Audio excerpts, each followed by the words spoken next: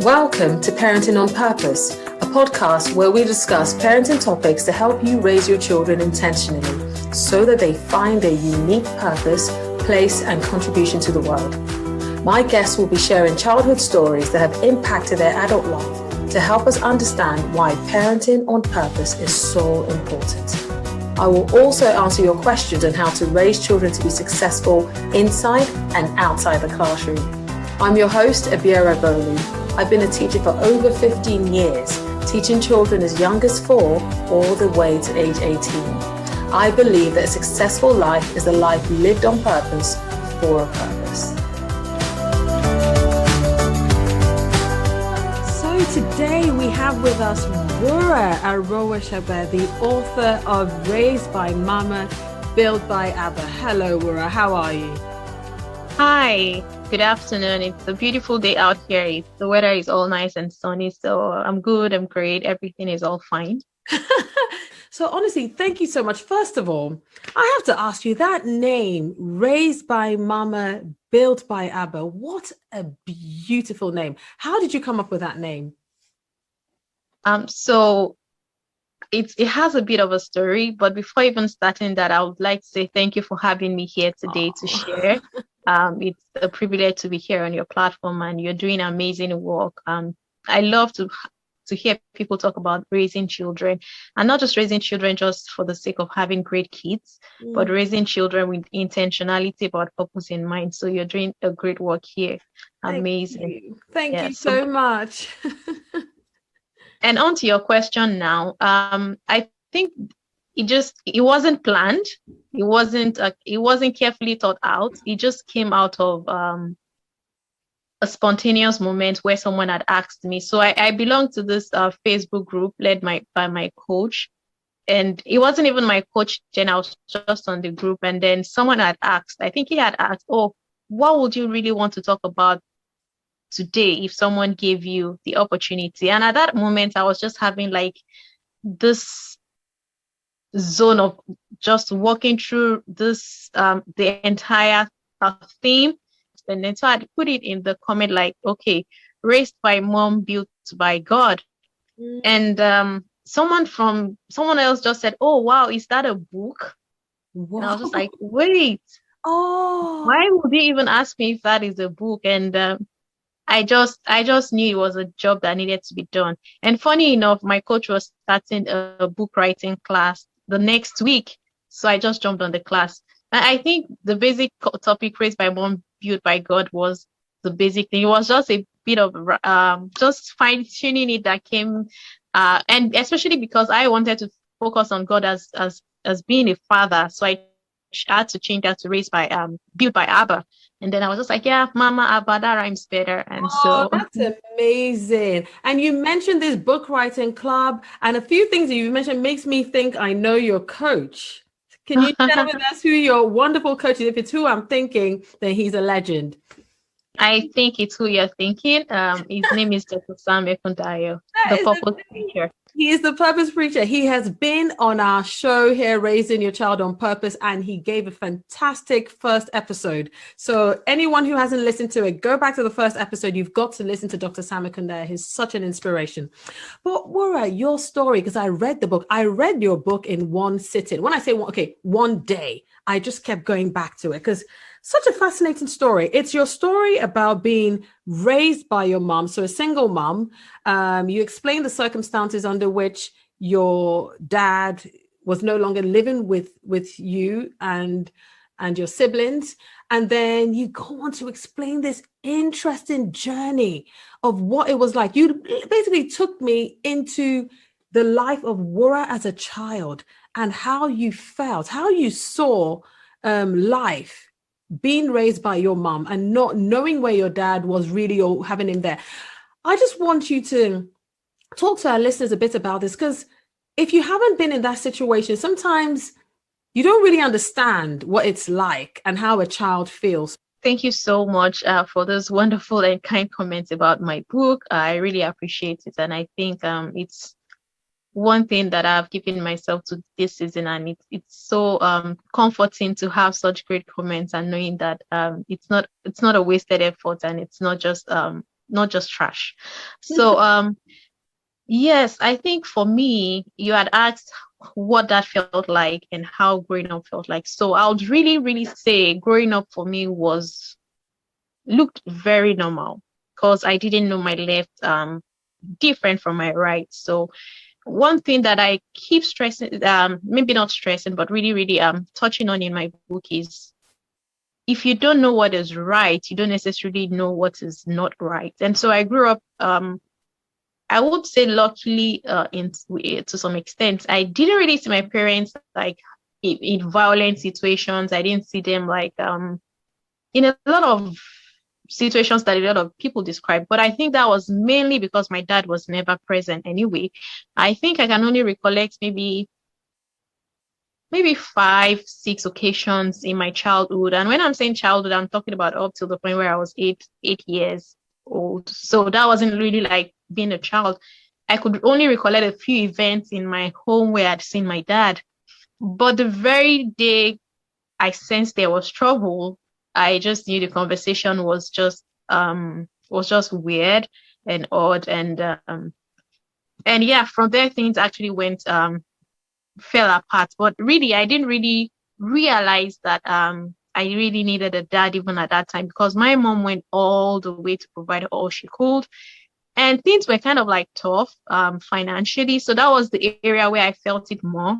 But even with that, I didn't really think about the context of, oh, if only my dad was here, maybe I would have had some sort of provision or things like that, which was like a rude shock for me when I was like, didn't I ever consider him? Why didn't I ever think about what his presence would have done?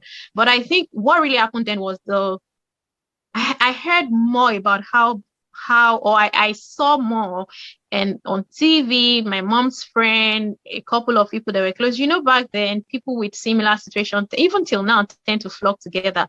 So I think what was amplified more was on why it's not important for you to have a bad man around.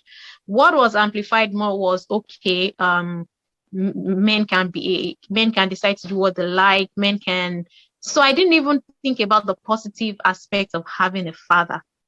I think even when I realized, it felt like, oh my God, I was just robbed of this very important knowledge and idea that I could have had.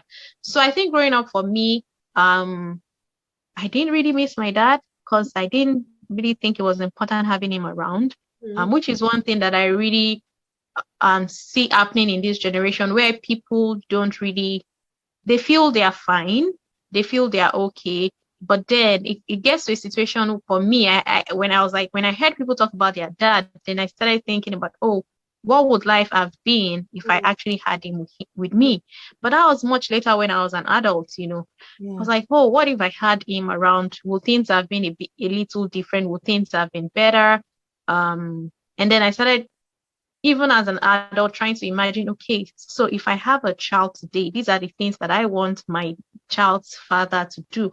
Up till that point, which is still probably like 2 years ago, I'd never ever imagined what it would be like because I didn't have that experience. It was just not present for me. I don't know if that answers your question. It's very interesting because obviously you wrote the book in hindsight and you realize more in hindsight. So I, reading the story, was reading it, seeing the things that were missing, but you didn't know that. That is so fascinating. And it's so true about children.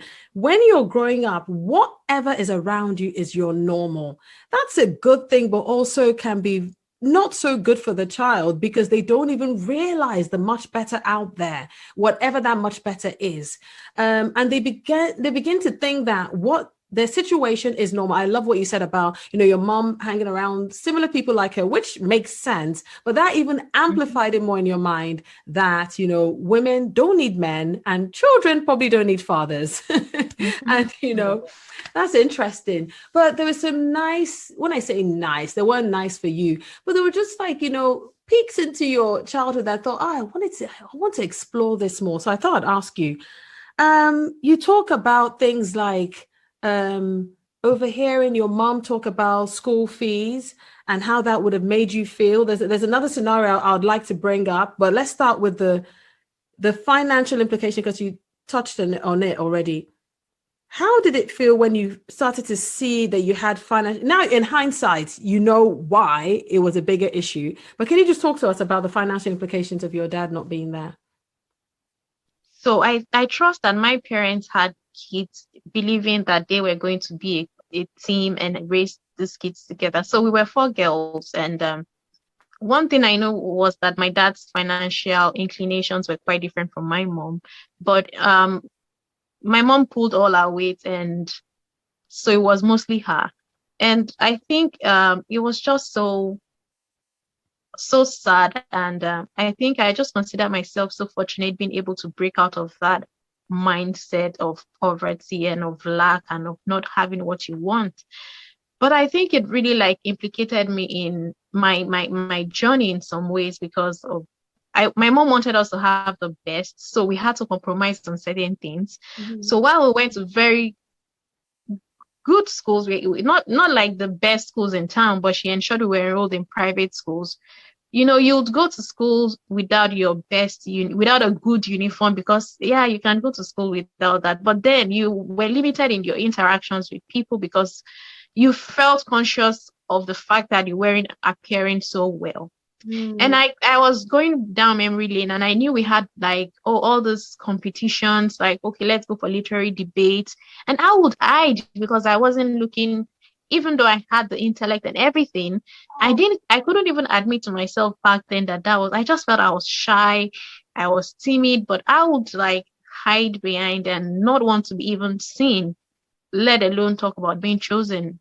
And of course, because we will be representing the school, I don't know, maybe if I had spoken out or something, maybe I would have been chosen. But I knew I always went to hide. And looking back now, I know those were some of the reasons I felt I wasn't looking as great enough as my colleagues. I felt I didn't have maybe some of the things they had, and some other things. So I think those were the areas where like the finances came up. And I knew there were times where I like missed out on some opportunities, like I shared in my book, just because I just like pitied my mom, like, no, you know what, you don't have to do this. I we'll definitely just make do with what we have and things like that. I remembered when my last sister was going to go to the uni, we're just like, there's no way you're going to go to a private school. Just make do with what we have, and don't give any more stress in this home. Let's just like have it rather than so it was just like that limited scope, limited mindset. You couldn't dream beyond the things that you had. Of course, you had very limited options, and you had to focus on one thing to the detriment of the other. That is so interesting, because people may not even realize the implications for the child, the things that children give up, even at that young age, and decide because they don't want to stress, rather than being able to speak up for what you would like and dream big and aim high. You learn that aiming high, dreaming outside of your circle is stress. Wow. And then, it's also very young people. I know we always stress that parents shouldn't compare siblings or child friends, and that's true. But I try and remind parents that children do the most comparison. They can see what's around them. So really, we're not to exacerbate that by comparing ourselves as well, but we are to actually help them, because they're doing that comparison already. Right. You talk about, this one was quite interesting. You talk about a scenario where you went to another part of the country. This is you were raised in Nigeria, and you went to another part of Nigeria to be with your dad as you did an entrance exam. And it looked like you were going to go to a school where he was. It looked like you were going to live with him. And I read that thinking, is she going to live with her dad? But then what about her siblings? What about her mom? What's going on here? Can you just share a bit about what that felt like and how you felt when you came back from that experience?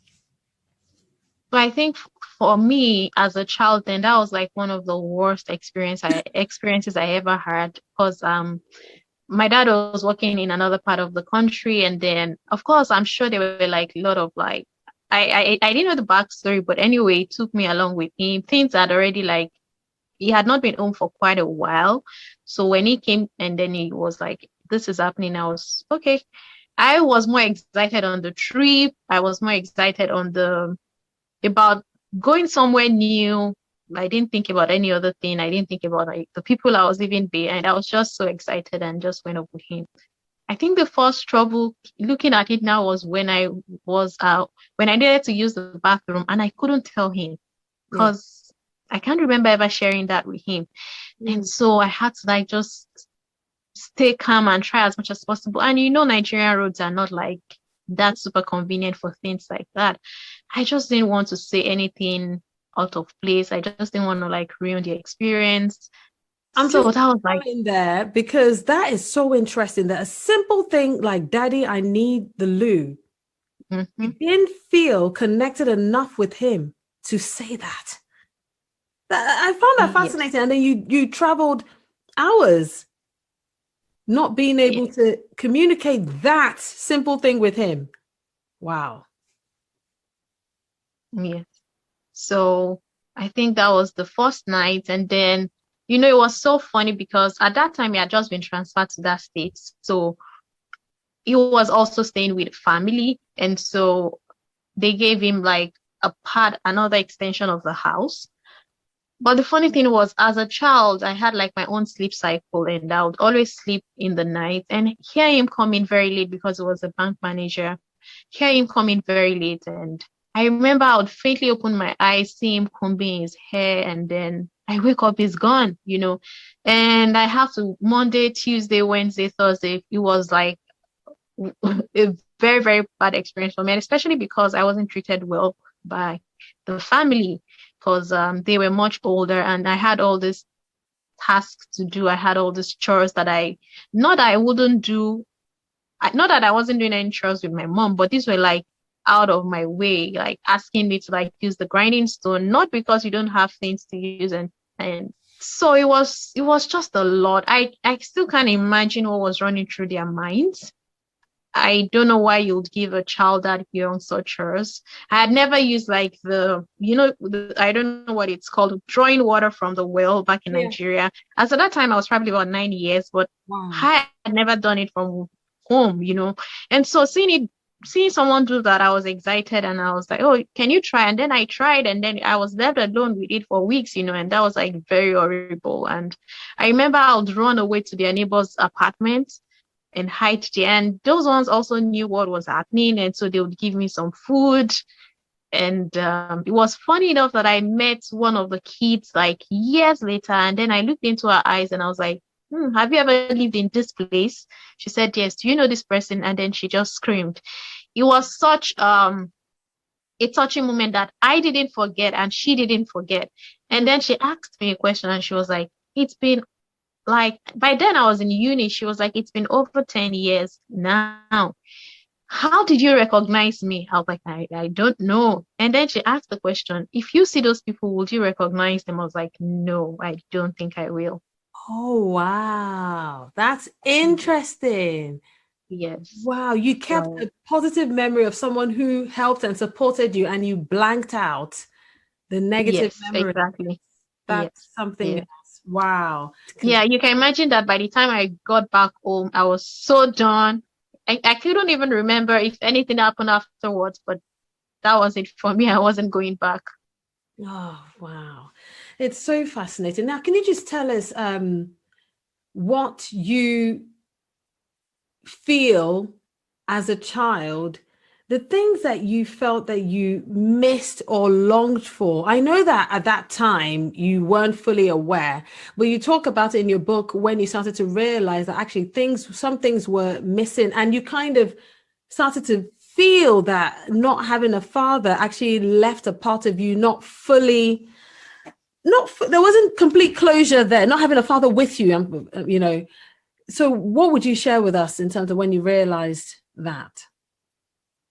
So, for me, one thing was that this realization was probably it's still very recent, like I said, maybe like 3 years ago or even less than that. So one thing that really helped me in my journey was coming to know Christ. And I held on to that dearly.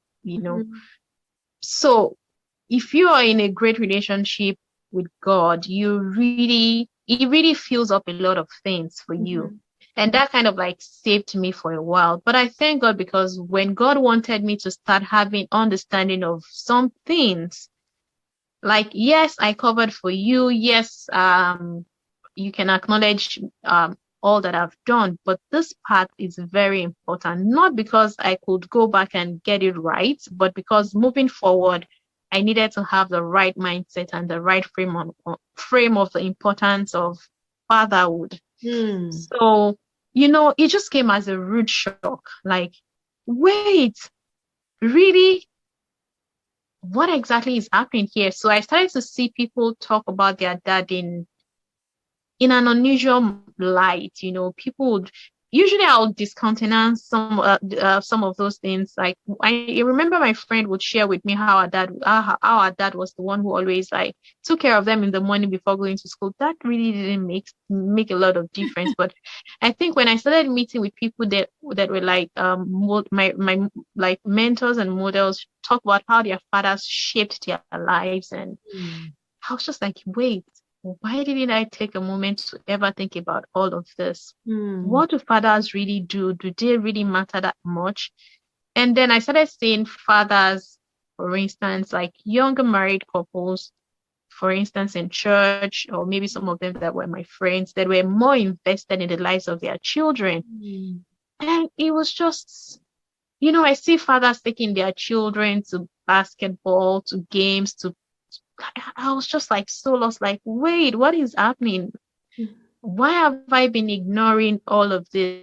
It's been around me. I just never paid attention to it. And I think for me, that was just it. It was a rude shock, like, and it was just like I just had to soak it all in. And then I sat with it and I started like reading about fatherhood, trying to understand what fatherhood meant, and looking more closely into the lives of the people around me.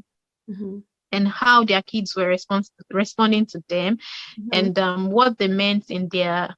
And I'll really say that I teach a teens group, and they come in a mix, but there was this particular family that really challenged me, and it was Father's Day, and at that moment this girl started to say all these wonderful things about her dad, and I was just seeing the things that I never had, and I was just smiling.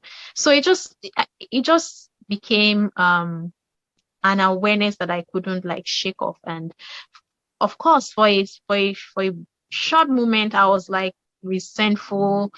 I just didn't want to talk to anybody, my mom or even my dad, even though I wasn't like even though I'm not like always talking to him, but I just didn't want to hear anything about my background. I was just so mad, and God was just like, I'm not showing you this so that you can get mad at anyone. I'm not showing you this so that you can be resentful about the things you didn't have. I'm showing you this so that you can learn to take the right steps. You can have you can learn to get the right knowledge, not only now. So now I'm now picturing that if I have kids tomorrow, these are the kind of things that I expect or that I can imagine that the roles that their fathers play, because for a while I never paused to think about it, even as an adult myself.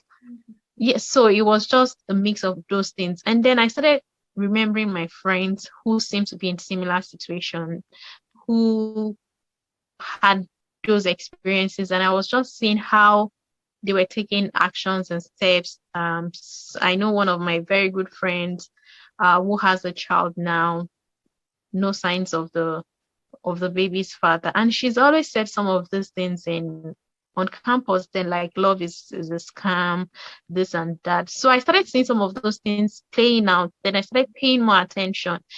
And I think it was at that point that I was asked, what would you talk about? So you can imagine, I was just like, I just want to address this. Our mothers are doing a fantastic job. If you're a single mother, you're doing great. But father figures, the right model, the right information is very necessary for a child to be wholesome in their development and not miss out on certain things. So I think, it was just a mix. Yeah, I think from what you were saying about your friends and what you were saying about you, it looks like patterns were going to be repeated, especially because you didn't really think about the importance of having a dad because he wasn't there. So you were likely to repeat that, if not for the fact that you became a born again Christian. You were then God started to open your eyes to see the importance of a father. And I've always also, known this, and I think you'd agree with me that a lot of times, for those of us who are Christians, the way we relate to God and who we think God is very much linked to how we see our earthly fathers. So sometimes, when people see their earthly fathers as not there, not caring, distant, they can imagine God to be that way. And I think it may be showing you how these fathers that started to make you think, they exist. You will start to see a part of what he's like. And I think that's just so beautiful. So I think you kind of answered the question I would have asked next, which is the impact of your childhood on your adulthood. The key things that played out. And that's one big thing I want our listeners to always get from every time they listen to the episodes, understanding that what happens in childhood can continue to affect you in adulthood unless you're intentional and you start making your choices and your changes. In the same way, when you're raising your children, you could be setting them up for a future that you don't actually want for them. So it's important to be intentional in the way you raise them. And I was having the same conversation with a friend, I think this week, who also has a similar story. And she said one thing that I just think would be nice to share here. She said, if you're a child and you were raised in a particular way, saying you don't want to turn out the same way, or you don't want your background to influence you, is nothing more than word of mouth.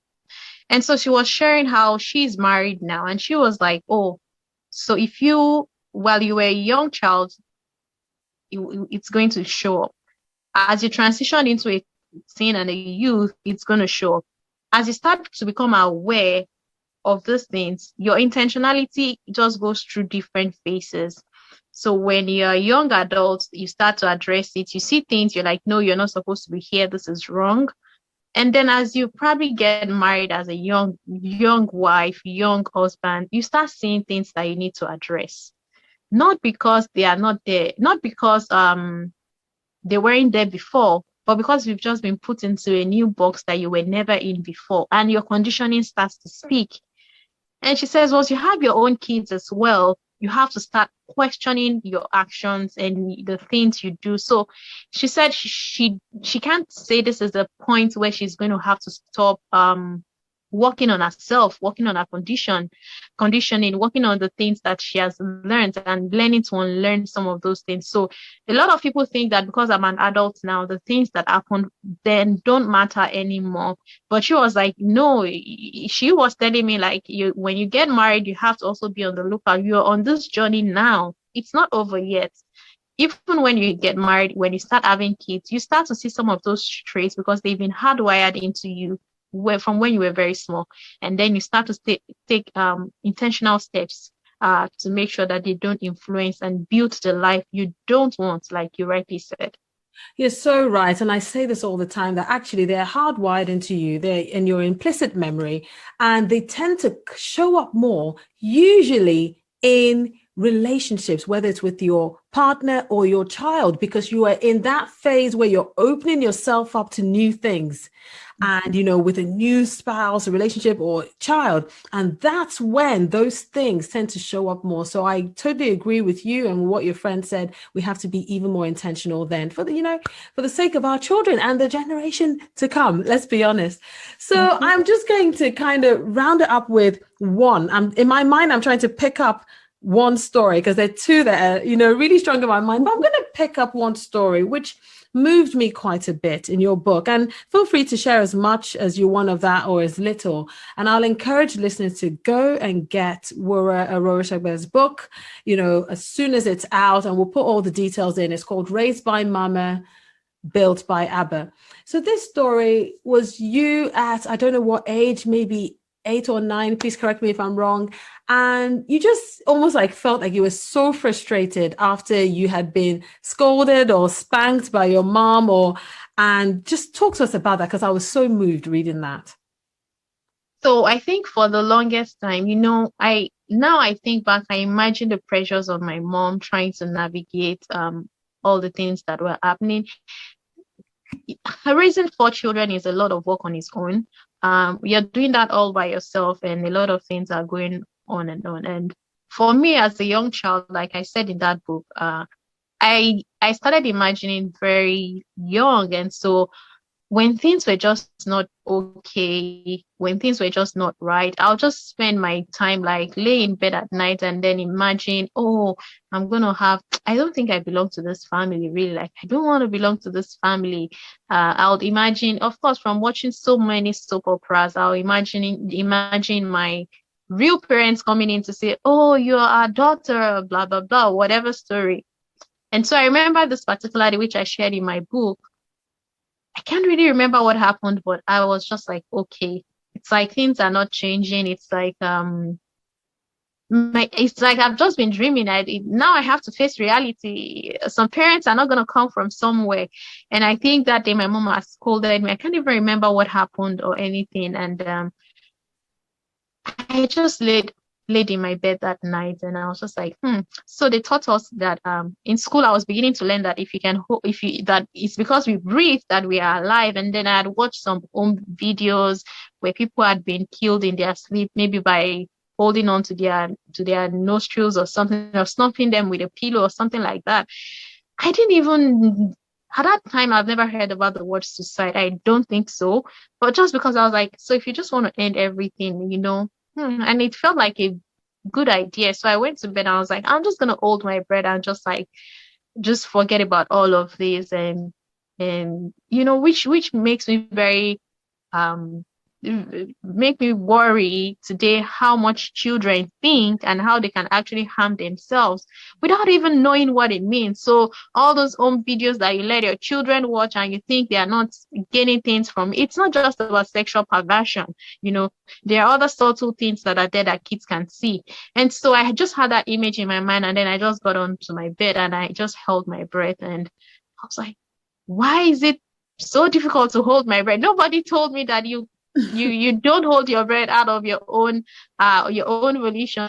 Yeah, like I said, my mom came in, and then my mom, she's very caring. We actually call her extra seat belt. There's this imagination that when parents are driving, when the mom is driving and the kid is right beside her, if she runs into a ditch or has to slam hard on the brake, even though the child has a belt on, some moms still use their hand to guide the child from.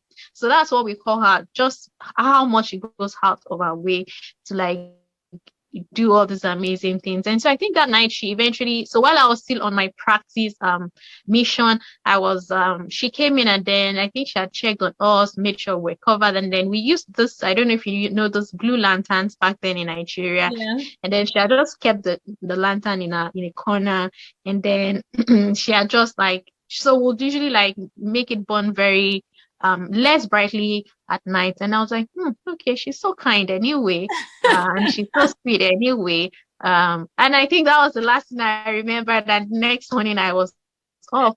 But imagine if that was possible, it would have been a different story today. Of course, I won't be here to tell that story. Oh no, but you know what? It was moving reading it, and I felt like it was the child in you writing that. And the truth is, reading your book throughout, I could see the beauty, love, care, desperation at some point of your mom to really do the best for all of you. And I understand the stress that parents go through. These things are real. It's not the way she planned it, and then she has to deal with all of that. And this is something that I want parents to also realize, that we do go, we are under a lot of pressure, a lot of stress. Our children are not fully aware of this. And to them, they just want us in a particular way. So it still takes us, even though it's difficult, we cannot be happy all the time, but we still have to be intentional about what we pass on to the children as much as we can. Because look at these examples. And it's funny, I'm listening to you and I know that I'm not interviewing myself, but I had similar thoughts, if I'm being honest. And I'm sure other people will say, because as a child, you're just thinking, well, if it's going to continue in this pattern, what's the point? That's such a shame. Or another family come and take me. I've heard these things before, because with a child, when one thing happens, it doesn't feel like it's this small thing. It feels like the biggest thing, and it's the whole world.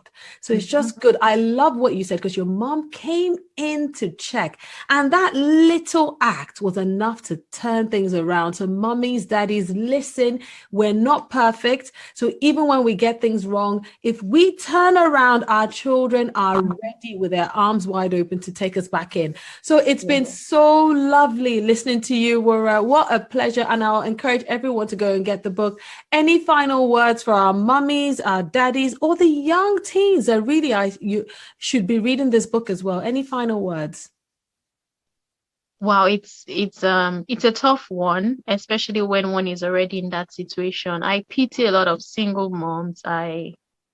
Whether it's because we just don't choose to do things, even when they make mistakes, even when you're like, oh, you made this poor choice. It's nobody goes out there wanting to make a wrong choice. It's either because they've been poorly conditioned to think certain ways, or maybe the husband passed, or things like that. And so the only thing I say, for instance, to parents, especially single parents, single moms, for me, I really, really want parents to draw on the strength that Christ can give and rely on God. Because one thing I say, and I think I have in my book, is God knew there was going to be a day where you're going to be stuck with that child or children without any help from your partner.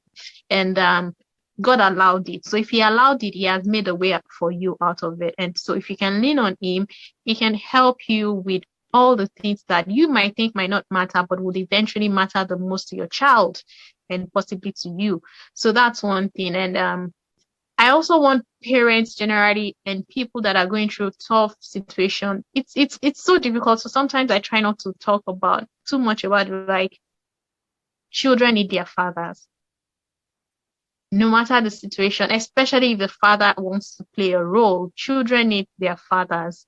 Even if it's just a tiny bit, even if it's whatever way that works out for anyone, I can't really speak much to that, because there are lots of situations. Some kids actually need to be taken away from some fathers anyway.